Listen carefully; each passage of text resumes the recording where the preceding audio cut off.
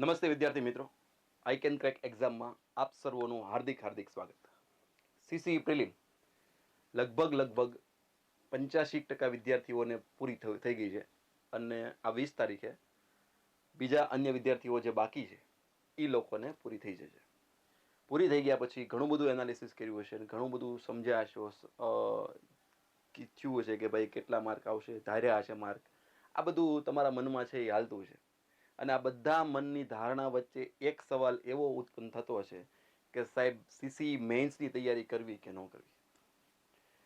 હવે CC men's એટલે કોઈ મોટો જાદુ કે એવું કંઈ નથી, કંઈ નવી વસ્તુ નથી કે જે તમારે આગળ કોન્સ્ટેબલ પીએસઆઈની અંદર આવવાનું છે એ જ વસ્તુ આને સીસી મેન્સની અંદર નાખી છે. આની અંદર એક જ ફરક હશે કે જેનું મેથ્સ, ઇંગ્લિશ અને ગુજરાતી સારું હતું, નસીબ સારું હતું, પ્રેક્ટિસ સારી હતી, મહેનત સારી હતી, એ લોકો છે એ બીજા ફેઝની અંદર આવ્યા છે. એટલે જે બીજા ફેઝની અંદર આવ્યા છે અને ઘણા બધા વિદ્યાર્થીઓ છે એ બીજા ફેઝની અંદર આવશે, કારણ કે નોર્મલાઇઝેશનના અંતે માર્ક છે એ ઘણા બધા વિદ્યાર્થીઓને સારા થશે અને સારા માર્ક થશે એટલે સારા તમે મેન્સમાં છે એ એલિજિબલ થશો. અને મેન્સમાં એલિજિબલ થઈ ગયા પછી શું કરવું, આ પ્રશ્ન વિદ્યાર્થીઓનો છે. અમુક વિદ્યાર્થી છે મને પ્રશ્ન પૂછે છે અને ઘણા બધા વિદ્યાર્થીઓના પ્રશ્નો અંદરો અંદર ચર્ચા હું ટેલિગ્રામ ગ્રુપ હોય કે વોટ્સઅપ ગ્રુપ હોય એની અંદર જોતો હોઉં કે સીસી મેન્સમાં શું કરવું, શેમાંથી કરવું અને કેટલું કરવું. આ મુખ્ય પ્રશ્નો છે.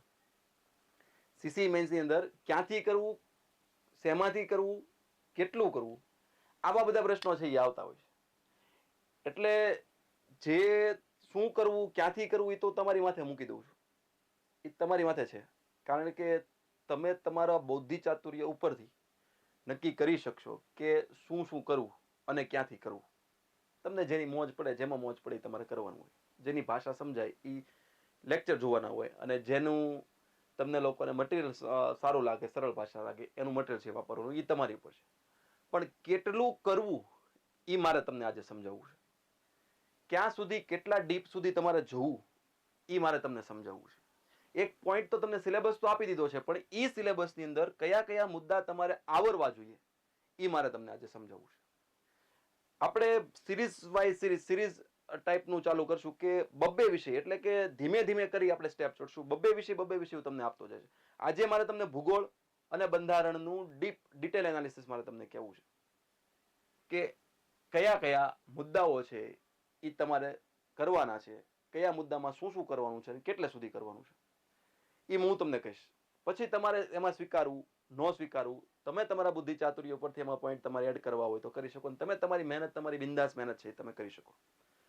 પણ અમારી તાકાત હતી ત્યાં સુધી જેટલું ડીપ અને જેટલું તમને લોકોને કરાવવું જોઈએ, CC men's class 3 super class 3 ને કરાવવું જોઈએ, એટલું અમે લોકો તમને કરાવવાના છીએ. અને એ હું તમને આજે સમજાવવાનો છું. તમને આમાં ખૂબ હેલ્પફુલ છે એ બધી વસ્તુ છે એ થશે. બીજું, સીસી મેન્સના કોર્સ તો કોર્સ છે એ આવશે જ આવશે.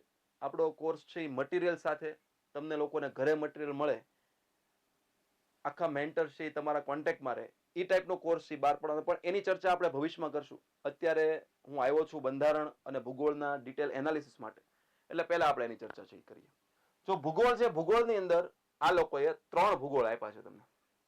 સામાન્ય ભૂગોળ આપ્યું છે, ભૌતિક ભૂગોળ આપ્યું છે અને સામાજિક ભૂગોળ આપ્યું છે. હવે જો આ લોકોએ શું કર્યું છે તમને સમજાવું. અને મુખ્ય કર્યું છે શું, સામાન્ય ભૂગોળ આપી દીધું તમને. શું આપી દીધું છે? સામાન્ય ભૂગોળ છે એ આપી દીધું છે. સામાન્ય ભૂગોળની અંદર એને જે જીસીઆરટી ના 9મા 10માનો જે ભાગ છે ને એ વધારે લીધો છે. 11મા 12માંથી પૂછ્યું છે, પણ 9મા 10માનો ભાગ છે લીધો છે. અને કહેવાય ને કે 70% 9મા 10માનો ભાગ લીધો છે, 11મા 12માનો 25-30% છે લીધો છે. પછી એને ભૌતિક ભૂગોળ કર્યું. ભૌતિક ભૂગોળમાં શું કર્યું, એને ભારત અને ગુજરાત બંનેને આવરી લીધું છે. શું કર્યું છે? ભારત અને ગુજરાત છે ને બંનેને આવરી લીધું. અને સામાજિક ભૂગોળ છે, સામાજિક ભૂગોળ એને ખાલી ગુજરાતનું પૂછ્યું છે. સામાન્ય ભૂગોળ ઓવરઓલ કર્યું છે, જીસીઆરટી માંથી લીધું છે. ભૌતિક ભૂગોળમાં શું કર્યું, ભારત અને ગુજરાત બંનેને આવરી લીધું છે. અને સામાજિક ભૂગોળ છે એમાં શું કર્યું છે, ખાલી ને ખાલી ગુજરાતનું કીધું છે. આ ઉપરાંત એક ચોથું ભૂગોળ આવે છે, એ ચોથા ભૂગોળનું નામ છે આર્થિક ભૂગોળ. આર્થિક ભૂગોળ શું નામ છે? આર્થિક ભૂગોળ, જેની અંદર બધા ઉદ્યોગોની વાત આવે. તમને પ્રશ્ન થાય સાહેબ આર્થિક ભૂગોળ નથી પૂછ્યું, આર્થિક ભૂગોળ મૂક્યું છે, આર્થિક ભૂગોળ છે એ લોકોએ પૂછ્યું છે, મારી સિલેબસ છે અહીંયા પ્રિન્ટમાં, આર્થિક ભૂગોળ છે એ લોકોએ પૂછ્યું છે, પણ એને ઇકોનોમિક્સ ની અંદર આર્થિક ભૂગોળ નાખી દીધું છે. ક્યાં નાખી દીધું છે? ઇકોનોમિક્સ છે, અર્થશાસ્ત્ર છે, એની અંદર એને આર્થિક ભૂગોળ છે એ નાખી દીધું છે. જો આમાં એને કરી નાખ્યું છે. ત્રીજો પોઈન્ટ છે ભારતના ઉદ્યોગો અને ઔદ્યોગિક નીતિ. અર્થશાસ્ત્રનો જે સિલેબસ છે, જો આ સિલેબસની પ્રિન્ટ તમારી આગળ હોવી જ જોઈએ. જ્યાં સુધી હવે પૂરું ન થાય ત્યાં સુધી ગ્રુપ બી ના સિલેબસની પ્રિન્ટ છે તમારી આગળ હોવી જોઈએ. ભારતના ઉદ્યોગો અને ઔદ્યોગિક નીતિ લખી છે. અને ચોથા મહિને ભારતીય અર્થતંત્રમાં આંતરમાળખું, ઉર્જા, બંદરો, માર્ગો, હવાઈ મથકો, રેલવે, ટેલિકોમ્યુનિકેશન, આંતરમાળખા સાથે સંકળાયેલ સંસ્થાઓ. આ બે મુદ્દા જે છે એ બે મુદ્દા શેની સાથે સંકળાયેલ છે, શેને સંલગ્ન છે? તો કે આર્થિક ભૂગોળને સંલગ્ન છે.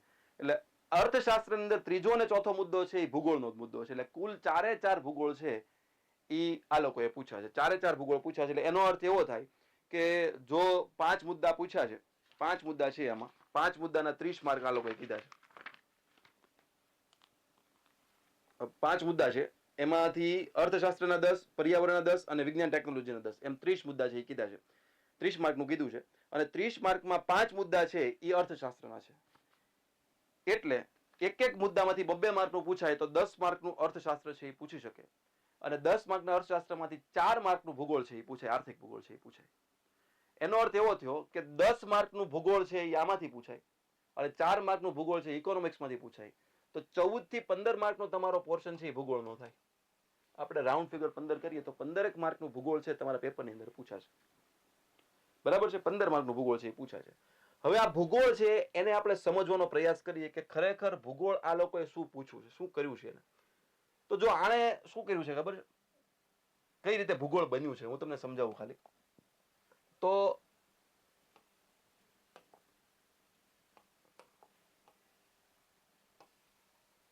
આજે છે ને પૃથ્વીનું કેન્દ્ર છે. શું છે? પૃથ્વીનું કેન્દ્ર. અને આ છે એ સૂર્ય છે. શું છે? સૂર્ય છે.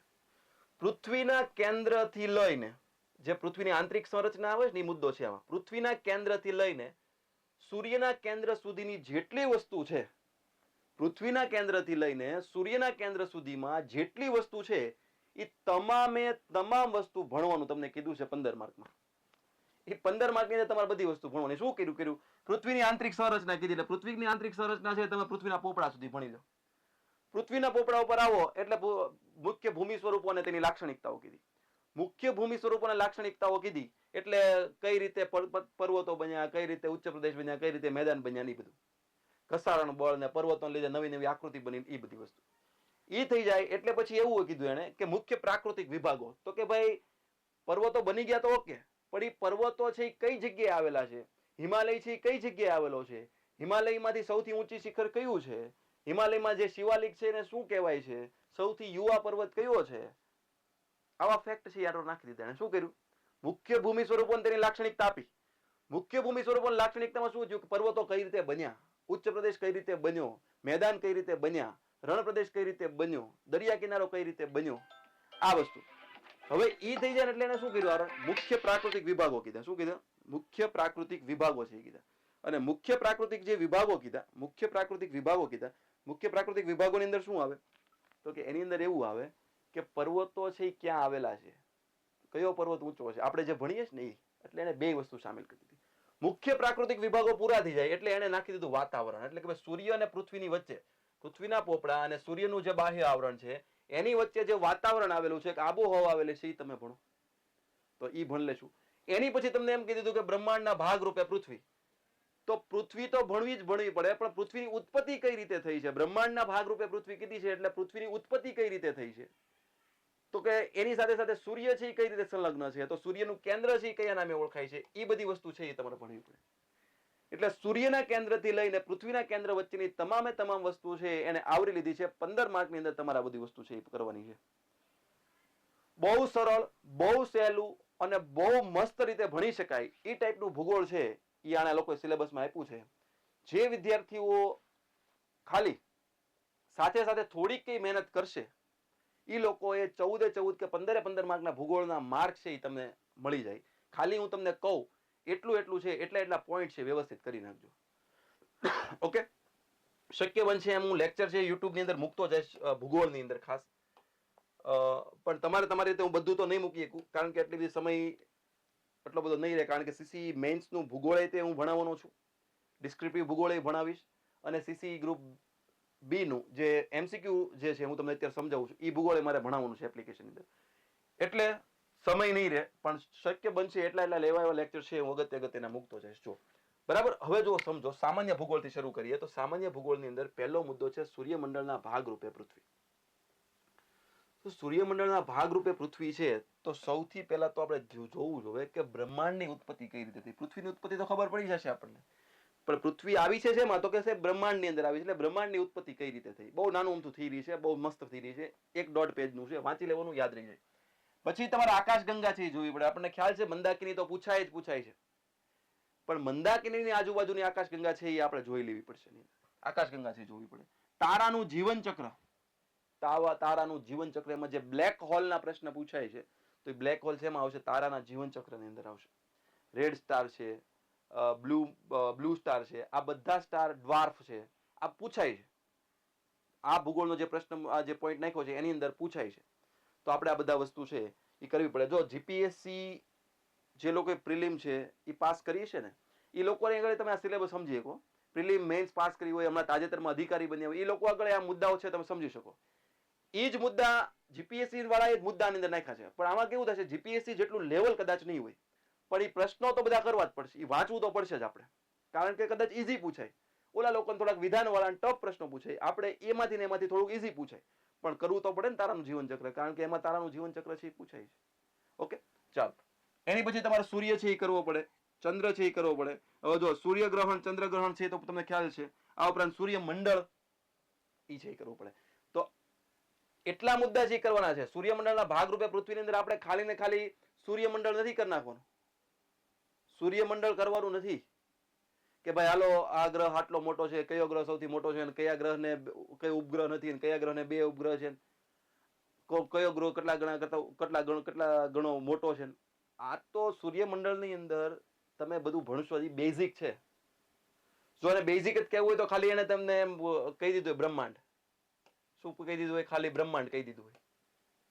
પણ ખાલી બ્રહ્માંડ નથી કરવાનું. તમને શું કીધું છે? સૂર્યમંડળના ભાગરૂપે પૃથ્વી કીધી છે. એટલે સૂર્યમંડળ એ કરવું પડે, અને પૃથ્વી કરવી પડે, આ બ્રહ્માંડ એ કરવું પડે, બ્રહ્માંડની સાથે સાથે આકાશગંગા એ કરવી પડે. આ બધા મુદ્દા છે એ કરવા પડશે. ઓકે, મેં એક આયા તમને સમજાવવાનો પ્રયાસ છે એ કર્યો છે. એક મટીરિયલ મેં આ રીતે બનાવ્યું છે, બરાબર. અમારું જે મટીરિયલ આપવાનું છે એ આ રીતે કંઈક બન્યું છે. બ્રહ્માંડની ઉત્પત્તિથી શરૂ થાય છે. જો બ્રહ્માંડની ઉત્પત્તિ આવે, પછી આકાશગંગા આવશે, પછી તારાનું જીવન ચક્ર આવશે, સૂર્યમંડળની ઉત્પત્તિ આવશે, સૂર્ય આવશે, ચંદ્ર આવશે, બરાબર. એની પછી અક્ષાંશ રેખાંશ ચાલુ થઈ જાય છે, એ આગળના મુદ્દામાં આવશે. પણ મેં આખું હેડિંગ છે આ રીતે મટીરિયલની ઉપર મારેલું છે, એટલે તમને ખ્યાલ આવે કે એટલી વસ્તુ છે એની અંદર આવરી લેશે.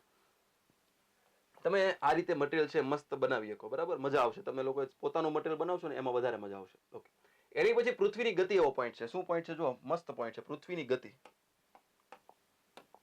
પૃથ્વીની ગતિ પોઈન્ટ છે. પૃથ્વીની ગતિ પોઈન્ટ છે ને, પૃથ્વીની ગતિ તમે ભણો ને ભાઈ, પૃથ્વીની ગતિ, તો પૃથ્વીની ગતિ પહેલા તમારે લોકોએ અક્ષાંશ અને રેખાંશ છે એ ભણવું પડે. તમને આવડતું હશે, ન આવડતું હોય તો શીખી જાજો. અક્ષાંશ અને રેખાંશ છે એ સમજવું પડશે. અક્ષાંશ રેખાંશ પછી પૃથ્વીની ગતિમાં ખબર હોય તો તમને વાર્ષિક ગતિ આવે છે. આ જે વાર્ષિક ગતિ છે એમાં અપસોર અને ઉપસોર છે એ આવે છે. દૈનિક ગતિ આવે છે. દૈનિક ગતિમાં પ્રશ્ન એવા પૂછાય છે કે દૈનિક ગતિ ધીમી પડવાનું કારણ શું? દૈનિક ગતિ ધીમી પડવાનું કારણ શું? પૃથ્વીની દૈનિક ગતિ છે એ પહેલા ફાસ્ટ હતી. ફાસ્ટ હતી એનો અર્થ એવો થયો કે આજથી 900 મિલિયન વર્ષ પહેલા, કેટલા 900 મિલિયન વર્ષ પહેલા દિવસ અત્યારે આપણો જે 23 કલાક 56 મિનિટનો છે ને ભાઈ, ત્યારે દિવસ છે 18 કલાકનો હતો. શું હતું? ત્યારે દિવસ છે 18 કલાકનો હતો. 18 કલાકનો દિવસ હતો, અને 18 કલાકની બદલે અત્યારે કેટલો થઈ ગયો છે? 23 કલાક 56 મિનિટ. એનો અર્થ શું થયો?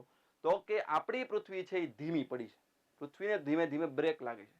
તમને ખબર હોય તો ધીમે ધીમે લીપ સેકન્ડ એડ થાય છે. આપણે એ બધું આપણે ભણશું. લીપ સેકન્ડ એડ થાય છે દર 3 વર્ષે 4 વર્ષે. જ્યારે એને લાગે પૃથ્વી ધીમી પડી છે, એટલે આપણી એક એટોમિક વોચ છે પૃથ્વીની, એમાં લીપ સેકન્ડ એડ થાય, અને જેમ જેમ સેકન્ડ એડ થતી જાય એમ એમ આ દિવસ છે વધતો જશે. એટલે આજથી પાછા થોડાક વર્ષો જશે ને, થોડાક એટલે આવા 20-25 મિલિયન, ત્યારે આ જે સેકન્ડ છે, આ કલાક દિવસ છે આપણો એક્ઝેક્ટ 24 કલાકનો થઈ ગયો છે, કારણ કે 4 લીપ સેકન્ડ એડ થઈ ગઈ છે. 23.56 છે ને, એની બદલે 23.60 એટલે 24 થઈ ગઈ છે. 0.04 એડ થઈ છે. સમજાય છે? એટલે આ રીતે ધીમે ધીમે લીપ સેકન્ડ એડ થાય છે અને પૃથ્વીની ગતિ છે એ ધીમી પડે છે. પૃથ્વીની ગતિ ધીમી પડવાનું કારણ શું? તો કે અંતરિક્ષનું ઘર્ષણ થાય છે. અંતરિક્ષનું ઘર્ષણ પૃથ્વી પર લાગે છે. બીજું, ઉલ્કા પ્રપાત થાય. તો કે ઉલ્કા આવે છે ને, ઉલ્કા પૃથ્વી તો ફરે છે ને, પૃથ્વી ફરે એટલે ઉલ્કા આવે.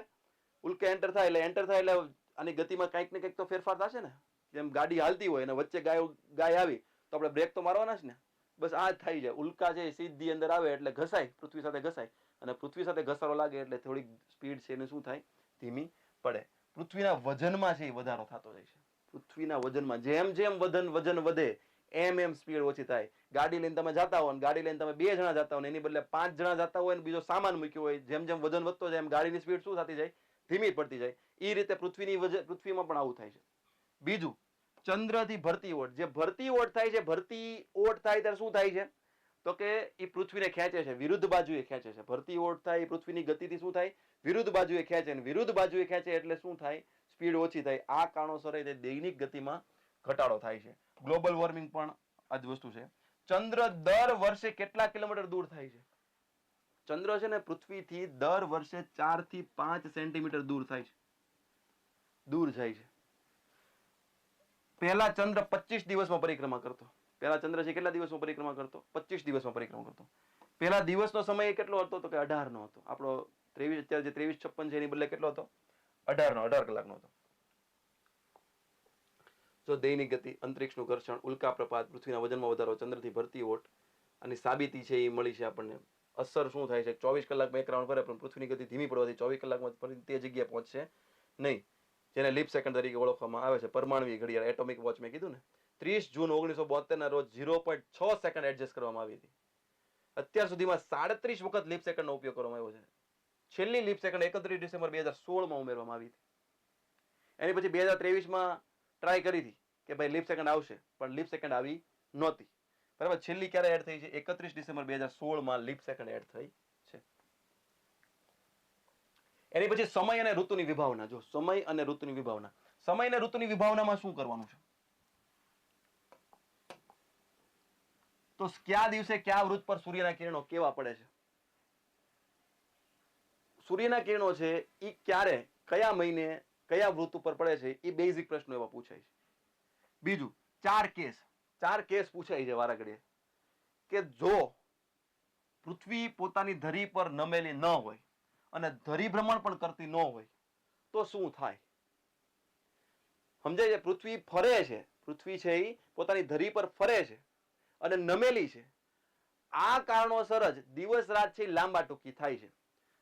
જો પૃથ્વી પોતાની ધરી પર નમેલી ન હોત અને ફરતી ન હોત, એટલે પૃથ્વી સીધી આમનામ સ્ટડી હોત અને સૂર્ય એક સાઈડ હોત, તો શું થાત? અડધા ભાગમાં હંમેશા દિવસ રહેત ને અડધા ભાગમાં હંમેશા રાત્રિ રહેત. આવું થાય ને. ફરીવાર જો તમને જો ન સમજાય તો કદાચ સમજાવું. જો આ પૃથ્વી છે, આ છે એ સૂર્ય છે. જો પૃથ્વી ફરતી ન હોત અને પોતાની ધરી પર નમેલી ન હોત તો શું હોત? આમ સીધી હોત, અને સીધી છે તો શું થાત? હંમેશા અડધો ભાગ છે પૃથ્વીનો, ત્યાં હંમેશા દિવસ હોત અને અડધા ભાગમાં હંમેશા રાત્રિ હોત. અડધા ભાગમાં શું હોત? હંમેશા રાત્રિ. નમેલી છે પૃથ્વી. શું છે? નમેલી છે. નમેલી છે એટલે શું થાય? અને ફરે છે એટલે શું થાય? તો કે પેલા આટલા ભાગમાં દિવસ હોત, પછી ફરી જાય એટલે આટલા ભાગમાં રાત્રિ થાય, જે અત્યારે આપણે છે. અને નમેલી છે એટલે દિવસ ને રાત છે એ કેવા છે? લાંબા ટૂંકી છે. ખ્યાલ આવે છે ભાઈ? ખબર પડે છે? તો આ કેસ છે એ પૂછાય કે જો આમ હોત તો શું થાત, આમ હોત તો શું થાત. પ્રશ્ન એમ પૂછાઈ જાય કે જો પૃથ્વી પોતાની ધરી પર નમેલી ન હોય અને ધરી ભ્રમણ કરતી હોય તો શું થાય? તો 12 કલાકનો દિવસ ને 12 કલાકનો રાત થાય. 12 કલાક દિવસ થાય, 12 કલાક રાત થાય. ધરી પર નમેલી ન હોત, 23.5 નમેલી છે ને, નમેલી ન હોત ને સીધી જ હોત તો અડધામાં 12 કલાક દિવસ, પાછું ફરી જાય તો 12 કલાક રાત્રિ. એની બદલે નમેલી છે એટલે શું થાય? અમુક જગ્યાએ ફૂલ દિવસ હોય, 6 મહિના દિવસ હોય, અમુક જગ્યાએ 6 મહિના રાત્રિ હોય. જ્યારે આપણે શું હોય છે? તો કે આપણે 10 કલાક 8 કલાક 9 કલાક, ઉનાળો હોય તો ઓછી, શિયાળો હોય તો લાંબી રાત્રિ હોય છે. થાય છે ને એવું, બરાબર? એ આ ધરી નમે છે એટલે ધરી ભ્રમણ થાય છે એટલે આવા કેસ છે એ પૂછી શકે. કયા મહિનામાં ઉનાળો, કઈ જગ્યાએ ઉનાળો હોય? સમજી લો કે 25 ડિસેમ્બર હોય, જ્યારે ક્રિસમસ હોય, ત્યારે આપણે શું હોય કે શિયાળો હોય. ત્યારે ને ત્યારે 25 ડિસેમ્બરે ઓસ્ટ્રેલિયા છે, દક્ષિણમાં છે, આપણે ઉત્તરમાં છીએ, ઓસ્ટ્રેલિયા દક્ષિણમાં છે. તો ઓસ્ટ્રેલિયામાં શું હોય ત્યારે? તો કે ત્યારે ત્યાં ઉનાળો હોય. એટલે આવું પૂછી શકે કે આપણે જો શિયાળો હોય તો ઓસ્ટ્રેલિયામાં શું હોય, બરાબર? એ શીખવું પડે. એ અક્ષાંશ રેખાંશની અંદર શીખી શકીએ. પણ એ સમય અને ઋતુની વિભાવના પહેલા એ મુદ્દો છે શીખવો પડે, જે સમય અને ઋતુની વિભાવનામાં કામ લાગે. ક્યાં રાત લાંબી, ક્યાં ટૂંકી. આ ઉપરાંત વસંત સંપાત દિવસ, શરદ સંપાત દિવસ, આ બધી વસ્તુ છે એ સમય અને ઋતુની વિભાવનાની અંદર શીખવી પડે. જો એ લખ્યું છે કેમ દિવસ રાત લાંબા અને ટૂંકા હોય. જો પૃથ્વી પોતાની ધરી પર નમેલી ન હોય, તેમજ ધરી ભ્રમણ ન કરતી હોય તો અડધા ભાગમાં દિવસ, અડધા ભાગમાં રાત.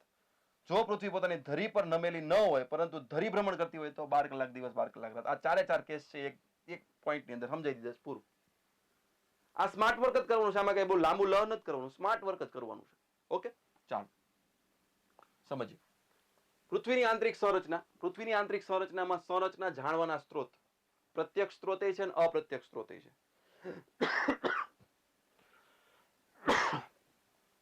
પછી આંતરિક સંરચના છે એના 3 મોડલ છે. આ ઉપરાંત આંતરિક સંરચના છે એમાં ક્રસ્ટ, મેન્ટલ, કોર શું છે એ જાણવું પડે. પહેલું ક્રસ્ટ આવે, પછી મેન્ટલ આવે, પછી કોર આવે. કેટલા કિલોમીટર ક્રસ્ટ કહેવાય, કેટલા કિલોમીટર મેન્ટલ કહેવાય, કેટલા કિલોમીટર કોર કહેવાય, તમારે એનાથી વિશેષ નથી પૂછવાનું. પછી ક્રસ્ટ ને મેન્ટલ છે એની વચ્ચે ભંગ પડે.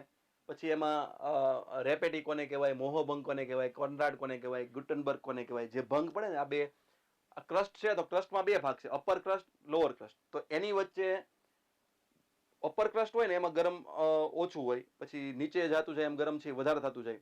તો જેમ જેમ ગરમ ક્યાંક ગરમ વધારે હોય, ક્યાંક ગરમ ઓછું હોય, બે મિક્સ થતું હોય તો ત્યાં શું થાય તો કે એક ભાગ પડે. સિમ્પલ સમજાવું કે સારું પાણી હોય ને ખરાબ પાણી હોય, બે આમ કરો તો શું થાય? બે આવી રીતે આવતા હોય તો ત્યાં વચ્ચે કંઈક અલગ ભાગ પડે ને, બસ એ જે અલગ ભાગ પડે ને ભંગ કહેવાય. એ ભંગ છે એ પૂછાય છે. પૂછાય કે અપર ક્રસ્ટ અને લોઅર ક્રસ્ટ વચ્ચેના ભાગને કયા નામે ઓળખવામાં આવે છે. એમ પૂછાય કે લોઅર ક્રસ્ટ અને અપર મેન્ટલ વચ્ચેના ભાગને કયા નામે ઓળખવામાં આવે. તો એ અલગ અલગ નામ છે, મોહોભંગ, કોનરાડ, ગુટનબર્ગ, રેપેટી. એ તમારે વ્યવસ્થિત કરી નાખવાનું થાય. આપણે જો પ્રત્યક્ષ સ્ત્રોત છે, અપ્રત્યક્ષ સ્ત્રોત છે, એ બધી વસ્તુ તમને ઓલી કરાવેલી છે, મટીરિયલની અંદર કીધેલી છે, દીધેલી છે. જો પ્રત્યક્ષ સ્ત્રોત કયા કયા છે, ખોદકામ છે, જ્વાળામુખી છે. અપ્રત્યક્ષ સ્ત્રોત ઘનતા, દબાણ, તાપમાન, ઉલ્કા, ગુરુત્વાકર્ષણ બળ, ચુંબકીય સર્વેક્ષણ, ભૂકંપી તરંગો. પછી જે મુખ્ય ભૂમિ સ્વરૂપો, પછીનો મુદ્દો એમાં પોઈન્ટમાં આપ્યો છે, મુખ્ય ભૂમિ સ્વરૂપો. મુખ્ય ભૂમિ સ્વરૂપોની અંદર શું આવશે તો કે મુખ્ય ભૂમિ સ્વરૂપોની અંદર ભૂમિખંડ કઈ રીતે બન્યા છે, મહાસાગર છે એ કઈ રીતે બન્યા છે. આ ઉપરાંત પર્વતો કઈ રીતે બન્યા છે, ઉચ્ચ પ્રદેશ કઈ રીતે બન્યા છે, મેદાનો કઈ રીતે બન્યા છે, અને ફાટખીણ કઈ રીતે બની છે. આ ઉપરાંત યુ આકારની ખીણ કઈ રીતે બની છે, જળધોધ કઈ રીતે બન્યા છે, ડેલ્ટા, રેતીના ઢુવા, આ બધું કઈ રીતે બન્યું છે એ સમજવાનું છે. ભૂગોળની રીતે કઈ રીતે બન્યું છે એ સમજવાનું છે. ક્યાં આવેલું છે નહીં, એ પ્રાકૃતિક વિભાગોની અંદર આવશે. આ ભૂમિ સ્વરૂપો છે, કઈ રીતે બન્યું છે, કયા બળ લાગ્યા છે, એ અહીંયા જોવાનું છે. બહુ મસ્ત છે, મજા આવે એવું છે. તમને લોકોને એવી ફીલ થશે કે ના ના આવો સિલેબસ હોય ને તો ઘણું બધું તમારું બૌદ્ધિક સ્તર છે ને ઊંચું આવી જશે અને ખૂબ મજા આવશે, યાદે રહી જશે. આ એવું નથી કે યાદ ન રહી જાય, હું તમને શ્યોરિટી આપું છું, યાદ રહી જશે, મસ્ત યાદ રહી જશે અને ઓછી મહેનતે યાદ રહી જશે. પછી વાતાવરણ પોગી જાય તો વાતાવરણ છે તો આ તો તમે કરેલું જ હશે. વાતાવરણના અલગ અલગ વાયુઓ, નાઇટ્રોજન છે, ઓક્સિજન છે, એ બધું. ક્ષોભાવરણ, સમતાપાવરણ, મધ્યાવરણ, ઉષ્માવરણ, આ તમે કરી લીધેલું છે. પછી આબોહવા, તો આબોહવાના તત્વો અને પરિબળો, સૂર્યઘાત કોને કહેવાય, તાપમાન કોને કહેવાય, દબાણ કોને કહેવાય, પવન, ભેજ, વરસાદ, આ બધી વસ્તુ છે એ તમારે કરવાની થશે. એની પછી એને પોઈન્ટ આપેલો છે ગુજરાતનું ભૂપૃષ્ઠ. ખરેખર ને ગુજરાત અને ભારતનું ભૂપૃષ્ઠ છે આપેલું છે, પણ ગુજરાતનું ભૂપૃષ્ઠ, ગુજરાત ભારતનું ભૂપૃષ્ઠ, એની પછી એને શું આપ્યું છે, એની પછી એને એવું આપ્યું છે કંઈક મુખ્ય પ્રાકૃતિક વિભાગો. તો મુખ્ય પ્રાકૃતિક વિભાગો છે ને એની અંદર જ ભાઈ ભારતનું ભૂપૃષ્ઠ આવી જાય, એટલે એને અલગથી પોઈન્ટ દેવાની જરૂર નહોતી, છતાં એ લોકો આપ્યું છે. એટલે મેં અહીંયા પોઈન્ટ અલગ પાડ્યા છે. ગુજરાતનું ભૂપૃષ્ઠ તો કે ડુંગરો, પર્વતો, ઉચ્ચ પ્રદેશ, મેદાન, રણ પ્રદેશ, દરિયા કિનારો, એ ગુજરાતના ભૂપૃષ્ઠની અંદર કરવાના છે. આ રીતે મસ્ત નકશા સાથે તમને લોકોને આપવાનું છે, બરાબર. આ જો ભૂપૃષ્ઠના વિભાગો લખે છે, ડુંગરાળ પ્રદેશ ને પર્વતો, કદાચ તમને ઓછું દેખાશે, સ્ક્રીનશોટ છે એટલે, બરાબર. એની પછી મુખ્ય પ્રાકૃતિક વિભાગો ભારતના, તો હિમાલય, હિમાલય છે એ કઈ રીતે, ક્યાં ક્યાં કઈ રીતે બનેલો છે, ક્યાંથી શરૂ થાય છે, ક્યાં પૂરો થાય છે, જે ફેક્ચ્યુઅલ ડેટા છે એ છે. કઈ રીતે હિમાલય બન્યો છે એ ઉપર જોઈશું આપણે, મુખ્ય ભૂમિ સ્વરૂપમાં. પણ હિમાલય ક્યાં આવ્યો છે, કઈ રીતે ફેલાયેલો છે, કયા કયા ડુંગરો આવેલા છે એની અંદર, કઈ ઊંચી ટોચ છે, એ બધું નકશા સાથે હિમાલયમાં જોશું. એની પછી ઉત્તરી મેદાનો, જે ગંગાના મેદાનો કહેવાય છે, ગંગા જ્યાં જ્યાં વહે છે ત્યાં મેદાનો જે બને છે એ ઉત્તરી મેદાનો. મરુસ્થળ ભૂમિ, પછી તટીય મેદાનો એટલે કે દરિયાની આજુબાજુ મેદાન બને છે. આ મરુસ્થળ એટલે રણબણ બન્યું છે. દ્વીપ સમૂહ, દ્વીપકલ્પના પ્રદેશ, બરાબર, દ્વીપકલ્પીય પ્રદેશ છે, એની ચર્ચા છે. જો અહીંયા મેં મુખ્ય પ્રાકૃતિક વિભાગો આવી રીતે ડિટેલમાં તમને કીધા છે. હિમાલય શૃંખલા છે, જો ઉત્તરના પર્વતો કરીને ચાલુ કર્યું છે. પછી ભૂકંપ, જ્વાળામુખી અને ભૂસ્ખલન આવું આપ્યું છે. તો આ છે એ તમારે થોડુંક સામાન્ય ભૂગોળ ટાઈપમાં ભણવું પડશે. ભૌતિક ભૂગોળનો પોર્શન અહીંયા લખ્યો છે, પણ સામાન્ય ભૂગોળ જેમ ભણવું પડશે. ભૂકંપ છે એ કઈ રીતે આવે છે, એના વેવ્સ છે કઈ રીતે છે, એલ વેવ્સ કોને કહેવાય છે, એસ વેવ્સ છે એ કોને કહેવાય છે, બરાબર. પહેલા જમીન ઉપર પહેલી વેવ્સ છે એ કઈ પહોંચે છે, સૌથી વિનાશકારી મોજા છે, ભૂકંપના મોજા કયા કહેવાય છે, બરાબર. આ બધું ભૂકંપની અંદર. પછી જ્વાળામુખી છે, તો જ્વાળામુખીમાં એમ એ પ્રશ્ન પૂછાય કે જમીનની અંદરના ભાગને કયા નામે ઓળખવામાં આવે છે, જમીનની અંદર જ્યારે જ્વાળામુખી હોય ત્યારે કયા નામે ઓળખવામાં આવે, બહાર નીકળે ત્યારે કયા નામે ઓળખવામાં આવે, પ્રસ્ફુટન થાય ત્યારે અલગ અલગ પ્રકારે પથ્થરો છે એ પડે છે, એમાં લાપીલી છે એ કોને, સોપારીના જે ટુકડા, સોપારી જેવા ટુકડા ઉડીને પડે એને લાપીલી છે એ કહેવાય છે. આ બધું જીસીઆરટી ની અંદર મસ્ત આપેલું છે. તો એ જ્વાળામુખી છે એ આપણે ભણવાનું છે. અને ભૂસ્ખલન, હમણાં તાજેતરમાં રાજસ્થાનમાં ભૂસ્ખલન થયું, બરાબર, અને ઉત્તરાખંડમાં વારાઘડીએ ભૂસ્ખલન છે એ થયા કરે છે. તો એની ચર્ચાઓ છે એ આપણે કરવાની થશે. આ ઉપરાંત ચક્રવાત, ચક્રવાત, પ્રતિચક્રવાત, વાતાગ્રહ, વાયુ સમુચ્ચય, એ બધું છે એની અંદર આવશે. પછી ઉદ્યાન ને અભયારણ્ય, એની અંદર તો ફેક્ચ્યુઅલ છે, ભારતના ઉદ્યાન, ભારત ને ગુજરાત બંનેના ઉદ્યાન ને અભયારણ્ય છે એ આપણે કરી લઈશું મસ્ત. પછી જમીનના મુખ્ય પ્રકાર, જેટલા જીસીઆરટીમાં 8મું ધોરણ, 9મું ધોરણ, 10મું ધોરણ બધાની અંદર જમીનના મુખ્ય પ્રકારો છે એ આપેલા છે. અને કઈ જમીનમાંથી શું પાક થાય છે, એ જમીનમાં કયા કયા તત્વો હોય છે, એ વસ્તુ આપણે કરવાની થાય. ખડકો અને ખનિજો, ખડકોમાંથી પ્રશ્ન છે અગ્નિકૃત ખડક કઈ રીતે બને, બાહ્ય અગ્નિકૃત ખડક કોને કહેવાય, પેટાળમાં આંતરિક અગ્નિકૃત ખડક કોને કહેવાય, એના ઉદાહરણ કયા કયા છે, બેસાલ્ટ શું છે, ગ્રેનાઇટ શું છે, એ બધું આ ખડકો અને ખનિજો. ખનિજ છે તો ખનિજ છે એ કઈ જગ્યાએ આવેલું છે, ખનિજ કયું ખનિજ ક્યાં મળે છે એ આપણે, કારણ કે ભૌતિક ભૂગોળનો ભાગ છે એટલે આપણે આમાં ખનિજોમાં એ જોવું પડશે કે કયું ખનિજ છે એ ક્યાં મળે છે. ખ્યાલ આવી ગયો. અને છેલ્લે ગુજરાતનું સામાજિક ભૂગોળ છે. એક જ મારો ખાલી 1.25 કલાકનો લેક્ચર આવશે, ખાલી 1.25 કલાકનો લેક્ચર આવશે મારો. એની અંદર આખું ગુજરાતનું સામાજિક ભૂગોળનો પોઈન્ટ છે પૂરો થઈ જશે ને એક પ્રશ્ન બહાર નહીં જાય. અત્યારે તે રેકોર્ડ કરીને મૂકેલો છે 1.5 કલાકનો લેક્ચર, જેની અંદર સામાજિક ભૂગોળ છે, ગુજરાતનું આર્થિક ભૂગોળ છે, પરિવહન છે, પણ એ બધા ભાગ નથી, ખાલી સામાજિક ભૂગોળ છે. એટલે મારો એક જ લેક્ચરની અંદર તમને આખા બધા મુદ્દા છે આવી જશે, એક પ્રશ્ન એમાં બહાર જશે નહીં ગુજરાતના સામાજિક ભૂગોળમાં, બરાબર. એટલે મેં વિશેષ રીતે તમને સમજાવ્યું નથી. તો વિદ્યાર્થી મિત્રો, આપણે આ ભૂગોળની ચર્ચા કરી. શેની ચર્ચા કરી? ભૂગોળની ચર્ચા કરી. અહીંયા આર્થિક ભૂગોળ મેં નથી લીધું, એ આપણે ઇકોનોમિક્સ જ્યારે સમજશું ત્યારે આર્થિક ભૂગોળ છે એ સમજશું. એમાં અત્યારે પોઈન્ટ ટુ પોઈન્ટ જે 10 માર્કનું ભૂગોળ છે એ મેં તમને કરાવ્યું છે. આ 10 માર્કનું ભૂગોળ છે, 10 માર્કનો ભૂગોળમાં આરામથી માર્ક આવી જાય એ રીતે આપણે ભણવાનું છે. અને તમારે લોકો એ રીતે તૈયારી છે કરવાની છે. બસ એટલા મુદ્દા છે એ કરવાના. મેં તમને જેટલા કીધા એટલા મુદ્દા છે એ કરવાના છે. હવે તમને ખ્યાલ આવ્યો છે કેમ આપણે સિરીઝ બાય સિરીઝ લોન્ચ કરવાનું છે, કારણ કે ભૂગોળની અંદર એટલો સમય ગયો, હજી આપણે બંધારણ કરશું, પછી બહુ લાંબો લેક્ચર જોવાની મજા ન આવે, બરાબર. એટલે પોઈન્ટ વાઇઝ રોજે રોજ સમજતા જાઓ, મટીરિયલ છે એ તૈયાર કરતા જાઓ, બધું એકઠું છે એ કરતા જાઓ, ધીમે ધીમે કરીને એકઠું કરતા જશો, તમને લોકોને પાછળથી વાંધો આવશે નહીં. એટલે આપણે પોઈન્ટ વાઇઝ છે આગળ વધશું. બંધારણ છે થોડુંક ફટાફટ કરશું, કારણ કે બંધારણ તમને લગભગ બધાને આવડતું છે, છતાંય હું તમને જેટલું કહું છું એટલા મુદ્દા છે વ્યવસ્થિત કરી નાખજો. ઓકે. આ ટેલિગ્રામ ચેનલની અંદર આ પીડીએફ છે મુકાવડાવી દઈશ, બરાબર. એની અંદરથી તમે લોકો છે એ વસ્તુ જોઈ શકશો. રાજ્ય વ્યવસ્થાના આરટીઆઈ એવું લખ્યું છે, એમાં પહેલો મુદ્દો છે ભારતીય બંધારણ ઉદ્ભવ અને વિકાસ. હવે ભારતીય બંધારણનો ઉદ્ભવ અને વિકાસ કઈ રીતે થયો એ સમજવા હાટુ થઈને સૌથી પહેલા આપણે ઇતિહાસની અંદર જવું પડે 1773 થી. એટલે કે નિયામક ધારો 1773 છે ત્યાંથી શરૂ કરી અને ભારતીય સ્વતંત્રતા અધિનિયમ 1947 સુધી બન્યો અને બંધારણનું જે વિકાસ થયો છે આપણો, એ બધી વસ્તુ છે આની અંદર કરવી પડે. કુલ તમારા લોકોએ 24 અધિનિયમો છે એ કરવા પડે. ભાઈ 24 અધિનિયમો કરવા પડે એટલે એક એક અધિનિયમમાં વધીને 3 પોઈન્ટ યાદ રાખવા પડે. મેક્સિમમ તમારે આ બધાના થઈને 80 વન લાઇનર યાદ રાખવા પડે. એક વખત 80 વન લાઇનર વ્યવસ્થિત સિલેક્ટ કરી નાખો, પાકા કરી નાખો, એટલે 80 વન લાઇનર છે એમાંથી કદાચ પ્રશ્ન પૂછાય તો તમારે આ મુદ્દો છે એ તમારે પ્રશ્ન પૂછાય તમને આવડી જાય. 80 વન લાઇનર કરવાના થાય. 24 મુદ્દા છે, એક મુદ્દામાંથી 3 વસ્તુ યાદ રાખવાની થાય. કયા ગવર્નરના સમયમાં ચાલુ થયો, શું આને બનાવ્યું અને એની અસર શું થઈ, બરાબર, અથવા તો એવું હોય કે કયા ગવર્નરમાં થયું ચાલુ, અને એના બે મુદ્દા હોય કે એમાંથી શું શું યાદ રાખવાનું છે. બરાબર છે. 1773 છે એ કોણે બનાવ્યો છે, પ્રથમ ગવર્નર બન્યો, પછી એમાંથી ગવર્નર જનરલ છે, એ બધા મુદ્દા છે, વાઇસરોય ને એ બધા મુદ્દાઓ છે એની અંદરથી યાદ રાખવાના થાય. બરાબર, આ મેં એવું કર્યું છે કે અહીંયા મેં એક પોઈન્ટ આવો બનાવી દીધો છે 24. આની ઉપર આ બધા અધિનિયમો છે એ સમજાવેલા છે, અને પછી છેલ્લે ભારતના બંધારણમાં વિકાસ જે ક્રમાનુસાર કઈ રીતે થયો છે એ છેલ્લે પોઈન્ટ છે મૂક્યો છે. એ બધો શું કર્યો છે, આ છેલ્લું પૂરો થાય છે ને પોઈન્ટ ન્યા મૂકી દીધું છે, એટલે તમને લોકોને રિવિઝન કરવામાં કામ લાગે. ઓકે, ત્યાંથી આગળ બંધારણની લાક્ષણિકતાઓ. બંધારણની લાક્ષણિકતામાં સાહેબ શું કરવાનું, તો બંધારણની લાક્ષણિકતા છે એમાં તમારે બંધારણના સ્ત્રોત કરવાના, કે બંધારણ છે એ ક્યાંથી આપણે લીધું છે, બંધારણની લાક્ષણિકતામાં કેવું પડે ને. બીજું, બંધારણના ભાગ, વિષય અને અનુચ્છેદ, કયા ભાગમાં કયા અનુચ્છેદ છે એ કરવાનું છે, એ ભાગનું નામ શું છે. અનુસૂચિ અને તેને સંબંધિત અનુચ્છેદ બંધારણમાં જ આવશે, બંધારણની લાક્ષણિકતાઓમાં જ આવશે. બંધારણ બનાવવા માટે અલગ અલગ સમિતિ ક્યારે બંધારણ બનાવવા માટે અલગ અલગ સમિતિ, પ્રારૂપ સમિતિ, ખરડા સમિતિ, જે અલગ અલગ સમિતિઓ બંધારણ બનાવવા માટે હતી એ શેમાં આવશે, લાક્ષણિકતાઓમાં આવશે બંધારણની. પછી ક્યારે પસાર કરવામાં આવ્યું, કેટલા સભ્યો હતા, મહિલા સભ્યો કેટલા, સૌથી વધુ સભ્ય ધરાવતું રજવાડું કેટલું, આ જે ફેક્ચ્યુઅલ છે એ બધું શેમાં આવશે, બંધારણની લાક્ષણિકતામાં આવશે. હવે બંધારણની લાક્ષણિકતાઓ જે છે એ ચાલુ કરી, એની અંદર કુલ 17 પોઈન્ટ મૂક્યા છે શરૂઆતમાં, ખાલી આ પ્રસ્તાવના પર. આ બધું તો છે જ આની અંદર, પણ આ 17 પોઈન્ટ છે મૂક્યા છે. જો કટોકટીની જોગવાઈ, મૂળભૂત ફરજો, કેન્દ્ર અને રાજ્ય વચ્ચે ધારાકીય, વહીવટી, નાણાકીય સંબંધો વિગતવાર માહિતી આપેલ છે. આની લાક્ષણિકતાઓ છે.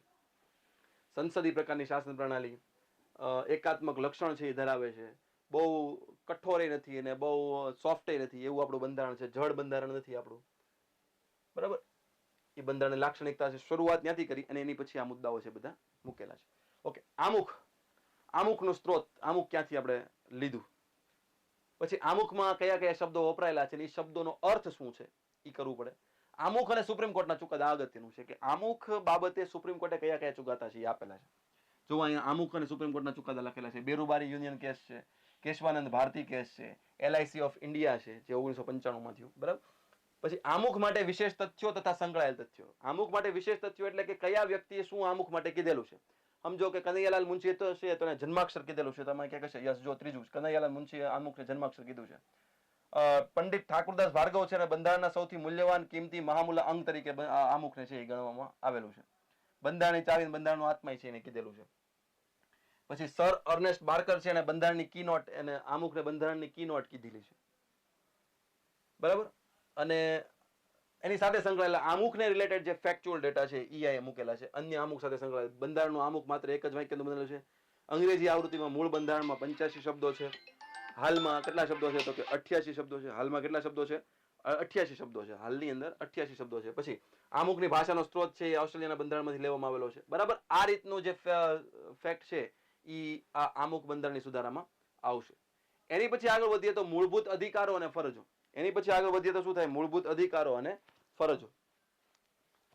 વિશ્વમાં મૂળભૂત અધિકારોની શરૂઆત ક્યાંથી થઈ, પછી ભારતમાં મૂળભૂત અધિકાર અનુચ્છેદ 12 થી 32 છે. મૂળભૂત અધિકારોનું મહત્વ અને ટીકા. ભાગ 3 સિવાય અધિકારો જે ક્યાં ક્યાં છે. મૂળભૂત અધિકારો છે એ ભાગ 3 માં આવે છે, પણ ભાગ 3 સિવાય મૂળભૂત અધિકારો કઈ કઈ જગ્યાએ છે એ આપણે જોવાના.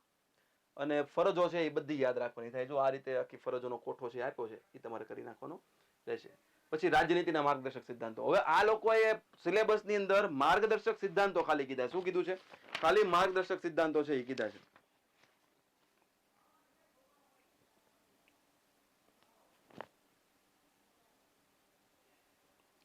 યસ, પહેલા જ માં લખ્યું છે અધિકારો, ફરજો અને માર્ગદર્શક સિદ્ધાંતો. માર્ગદર્શક સિદ્ધાંત રાજ્યનીતિના માર્ગદર્શક સિદ્ધાંતો નથી કીધા. એટલે માર્ગદર્શક સિદ્ધાંતોમાં રાજ્યનીતિના માર્ગદર્શક સિદ્ધાંતો તો કરવા જ કરવા પડે, પણ રાજ્યનીતિના માર્ગદર્શક સિદ્ધાંતો ભાગ 4 માં છે. એ ભાગ 4 સિવાય માર્ગદર્શક સિદ્ધાંતો કઈ જગ્યાએ આવેલા છે, કઈ જગ્યાએ આવેલા છે એ તમારે કરવાનું થાય. પછી મૂળભૂત અધિકારો અને માર્ગદર્શક સિદ્ધાંતો વચ્ચે તફાવત. આ પ્રશ્ન હમણાં છેલ્લે પૂછાઈ ગયો છે પીસી. ભાગ 4 ના અનુચ્છેદ, ભાગ 4 માં કયા કયા કેટલા કેટલા અનુચ્છેદ આવે છે એ આપણે કરવાનું થાય. રાજનીતિના માર્ગદર્શક સિદ્ધાંતો પ્રસ્તાવના આ રીતે મૂકી છે, એની પછી બધી વસ્તુ ડિટેલમાં આપી. પછી બીજો મુદ્દો છે સંઘ. સૌથી બંધારણનો સૌથી લાંબો લોંગેસ્ટ કોઈ મુદ્દો હોય સિલેબસનો તો આ છે સંઘ. પોઈન્ટ આટલા છે, એની અંદર બધી વસ્તુ લગભગ કરવાની થાય, પણ કઈ કઈ કરવાની થાય તો આને બધી ડિટેલમાં કરવાની. રાષ્ટ્રપતિ છે એ કરવાના. રાષ્ટ્રપતિ કરવાનો અર્થ એવો થાય કે રાષ્ટ્રપતિ છે એ ખાલી રાષ્ટ્રપતિની બધા જેટલા અનુચ્છેદ છે એ કરવાના એમ નહીં, ડિટેલમાં કરવું પડે. રાષ્ટ્રપતિની સત્તાઓ કરવી પડે, રાષ્ટ્રપતિના કાર્યો છે કરવા પડે, રાષ્ટ્રપતિનો મહાભિયોગ છે કરવો પડે તમારે. આ ઉપરાંત તમે બંધારણને રિલેટેડ કરી નાખ્યું પછી કયા કયા રાષ્ટ્રપતિએ શું શું કામ કર્યું છે એ કરવું પડે. સમજાય છે? કયા રાષ્ટ્રપતિએ શું કામ કર્યું છે એ તમારે કરવાનું થાય. પછી ઉપરાષ્ટ્રપતિ એ રીતે, એની પછી પ્રધાનમંત્રી કરવા પડે. એમાં મેં તમને કીધું એ પણ એના ફેક્ચ્યુઅલ છે એ કરવા પડે. મંત્રી પરિષદની અંદર બધું કરવાનું થાય. એટર્ની જનરલ, રાજ્યપાલ, મુખ્યમંત્રી, અહીંયાની મંત્રી પરિષદ, એડવોકેટ જનરલ, રાજ્યસભા, લોકસભા, વિધાન પરિષદ ની વિધાનસભા, બધું બંધારણનો મુખ્ય પોઈન્ટ છે આ આવી ગયો. બંધારણનું બધું આવી ગયું. વચ્ચેથી મેં એક સારો એવો મને એક ગ્રાફ લાગ્યો, હું જોતો હતો ત્યારે કે બિલ રજૂ થાય છે ત્યારે કઈ રીતે થાય છે એનો ડિફરન્સ કરીને મસ્ત ફોર્મેટિંગ કર્યું છે. એટલે મને લાગ્યું કે આ તમને દેખાડું, તમને લોકોને કામ લાગે આ ટાઈપનું ક્યારેક બનાવવું હોય મટીરિયલ. બિલોના પ્રકાર છે આ પોઈન્ટ કયો છે, બિલોના પ્રકાર. એમાં આ રીતે કર્યું છે. ભારતમાં ન્યાયપાલિકા, બરાબર. તો ન્યાયપાલિકામાં સર્વોચ્ચ અદાલત છે. સર્વોચ્ચ અદાલતમાં ન્યાયાધીશોની નિયુક્તિની પ્રક્રિયા, લાયકાત શું, એની શપથ, એનો કાર્યકાળ, દૂર કરવાની પ્રક્રિયા, એના પગાર, એના ભથ્થા એ આપણે કરવાનું થાય. તદર્થ ન્યાયાધીશોની નિયુક્તિ, તદર્થ એટલે એડહોક ન્યાયાધીશ. એડહોક ન્યાયાધીશની નિયુક્તિ કઈ રીતે થાય. સર્વોચ્ચ અદાલતની સત્તા, જો આ સત્તાઓ છે બધી, મૂળ અધિકાર ક્ષેત્ર, રીટ અધિકાર ક્ષેત્ર. આ રીટ છે એ તો આપી છે ને તમને સિલેબસની અંદર, રીટ આપેલું છે. એપ્લેટ અધિકાર ક્ષેત્ર, સલાહકારી અધિકાર ક્ષેત્ર, નજીરી અદાલત, ન્યાયિક સમીક્ષાની સત્તાઓ અને અન્ય સત્તાઓ, બરાબર. એની પછી એ જ રીતે વડી અદાલતની અંદર ઉચ્ચ ન્યાયાલયનું સંગઠન, વડી અદાલતો અને ન્યાયાધીશ, વડી અદાલતો અને ન્યાયાધીશની સ્થળાંતર દૂર કરવાની પ્રક્રિયા, વડી અદાલતની સત્તાઓ અને અધિકાર ક્ષેત્ર. અને પછી તાબા હેઠળની અદાલત. તો તાબા હેઠળની અદાલતની અંદર અનુચ્છેદ નંબર 233 થી લઈને 237 સુધીના પોઈન્ટ તમારે કરવાના, બરાબર. 233 થી 237. પછી બંધારણીય સંસ્થાઓ, સત્તા, કાર્ય અને જવાબદારીઓ. બંધારણીય સંસ્થાઓ જો મારું આપણું મટીરિયલ બન્યું છે ને એની અંદર આ રીતે બન્યું છે એટલે મેં આખી લઈ લીધી. જો બંધારણીય સંસ્થાઓ કઈ કઈ છે, ચૂંટણી પંચ, યુપીએસસી, પછી સ્ટેટ પબ્લિક સર્વિસ કમિશન એટલે આપણી જીપીએસસી છે એ, નાણાં પંચ, નિયંત્રક અને મહાલેખ પરીક્ષક કેગ, રાષ્ટ્રીય અનુસૂચિત જાતિ અને આયોગ, રાષ્ટ્રીય પછાત વર્ગ આયોગ, રાષ્ટ્રીય અનુસૂચિત જનજાતિ આયોગ, attorney general, advocate general, Lokpal, Lokayukta, કેન્દ્રીય તકેદારી આયોગ, કેન્દ્રીય સૂચના આયોગ, સીબીઆઈ, રાષ્ટ્રીય મહિલા આયોગ, રાષ્ટ્રીય માનવાધિકાર આયોગ, રાજ્ય માનવાધિકાર આયોગ, નીતિ પંચ, રાષ્ટ્રીય વિકાસ પરિષદ. જો આ સીબીઆઈ ને ઈડી તો કેટલી ચર્ચામાં છે અત્યારે, તો એમાંથી પ્રશ્ન છે એ પૂછી શકે, બરાબર. એટલે આ બધી સંસ્થાઓ છે આ કઈ છે, આ બંધારણીય સંસ્થા છે. કઈ સંસ્થા છે? બંધારણીય સંસ્થા છે. આ બિન બંધારણીય સંસ્થા છે. આ સંસ્થા કઈ છે? બિન બંધારણીય સંસ્થા. આપણને બંધારણીય સંસ્થા કીધી છે એટલે એટલું કરવાનું થાય, પણ અમે ફેક્ટર ઓફ સેફટી સ્વરૂપે આ બિન બંધારણીય સંસ્થા છે એ મૂકી દીધી છે. બિન બંધારણીય સંસ્થા છે એ ત્યાર મૂકી દીધી છે. કદાચ પૂછાય તો ઠીક, ન પૂછાય તો વાંચવામાં કઈ ખોટું નથી, ભણવામાં કઈ ખોટું નથી, આગળ કામ લાગશે, બરાબર. એટલે સંસ્થાઓ છે ભારતમાં, આ બધી વસ્તુ આપણે કરાવવાના છીએ. તમારે અનુકૂળ હોય તો તમારે આટલી કરવી હોય તો કરી શકો, કારણ કે બંધારણીય સંસ્થા એવો પોઈન્ટ મૂકેલો છે. પછી વૈધાનિક, નિયમનકારી અને અર્ધન્યાયિક સંસ્થા. વૈધાનિક, નિયમનકારી અને અર્ધન્યાયિક સંસ્થા. તો વૈધાનિક નિયમનકારી સંસ્થાઓ છે એ કઈ કઈ છે? તો કે જો સેબી છે, એસએટી છે, આઈઆરડીએઆઈ છે, પીએફઆરડીએ છે, ટીઆરઆઈઆઈ છે, સીસીઆઈ છે, એઈઆરબી છે, એફએસએસએઆઈ છે, સીપીસીબી છે, એનએચઆરસી છે, ડીજીસીએ છે, એસએચઆરસી છે. આ બધી છે એ વૈધાનિક સંસ્થાઓ છે, બરાબર. એટલે વૈધાનિક સંસ્થામાં 2, 3, 4 મુદ્દાઓ છે મૂકી અને મસ્ત આખું કલેક્શન છે એનું કર્યું છે. અને એની પછી સ્થાનિક સરકાર એટલે કે પંચાયતી રાજ. કયું છે? પંચાયતી રાજ. હવે પંચાયતી રાજની અંદર જુઓ, સ્થાનીય સ્વશાસનનો વિકાસ, પંચાયતી રાજ સાથે સંકળાયેલ પ્રમુખ સમિતિઓ, ગુજરાતની સમિતિઓ, 13મો બંધારણીય સુધારો 1992, ગ્રામ્ય સભા, પંચાયતની ત્રિસ્તરીય સંરચના, પંચાયતની સંરચના, બેઠકોમાં અનુમાન, પછી પંચાયતોનો કાર્યકાળ, સભ્યોની ગેરલાયકાત, પંચાયતોની ચૂંટણી માટે રાજ્ય ચૂંટણી આયોગ, રાજ્ય નાણાં આયોગ, પંચાયતોનું ઓડિટ, પંચાયતની સત્તા લાગુ પડવા બાબતે, સંઘ રાજ્ય ક્ષેત્રોમાં લાગુ પાડવા બાબતે, પંચાયતોના 29 વિષયો, પછી પેસા એક્ટ, નગરપાલિકા, જિલ્લા યોજના સમિતિ, મહાનગરી યોજના સમિતિ, અનુચ્છેદ 243 થી 243 જી. આ આટલી બધી વસ્તુ છે એ કરવી પડે. જો ખાલી પેસા એક્ટ અને નગરપાલિકાનો ફોટો છે એ અહીંયા મૂકેલો છે. ક્લિયર? તો વિદ્યાર્થી મિત્રો, આ એટલી વસ્તુ છે એ બંધારણની અંદર છે. હવે બંધારણની અંદર એક કેન્દ્ર અને રાજ્ય સરકારની અગત્યની નીતિઓ અને કાર્યક્રમો અને જાહેર માહિતી અધિકાર નિયમ, એ 2 મુદ્દાની અંદર નથી લીધા, બરાબર. એ 2 મુદ્દા છે, હું આગળ જઈ અને તમને લોકોને કરાવડાવી દઈશ કે શું આવશે. આપણે હજી એ મટીરિયલની અંદર આ 2 મુદ્દા નાખેલા નથી. આ 2 મુદ્દા જે છેલ્લા છે 7 ને 8, એ 2 નાખેલા નથી. જાહેર અધિકાર અધિનિયમ છે એ લેક્ચરની અંદર સમજાવી દઈશું. કદાચ મટીરિયલની અંદર એ આરટીઆઈ એક્ટ નહીં આવે, બરાબર, પણ લેક્ચરની અંદર એ આપણે સમજાવી દઈશું. ક્લિયર? તો વિદ્યાર્થી મિત્રો, આ આપણે ભૂગોળ અને બંધારણની ચર્ચા કરી. નેક્સ્ટ લેક્ચરમાં, આવતા લેક્ચરમાં આપણે પાછા સાયન્સ ટેક અને ઇકોનોમિક્સ વાળો વિષય છે એ લેશું. હું આશા રાખું છું કે તમને લોકોને આ વસ્તુ છે એ હેલ્પફુલ થઈ હશે. બસ આવા નવા લેક્ચર સાથે ફરી મળતા રહેશું. જય હિન્દ, જય ભારત, નમસ્કાર.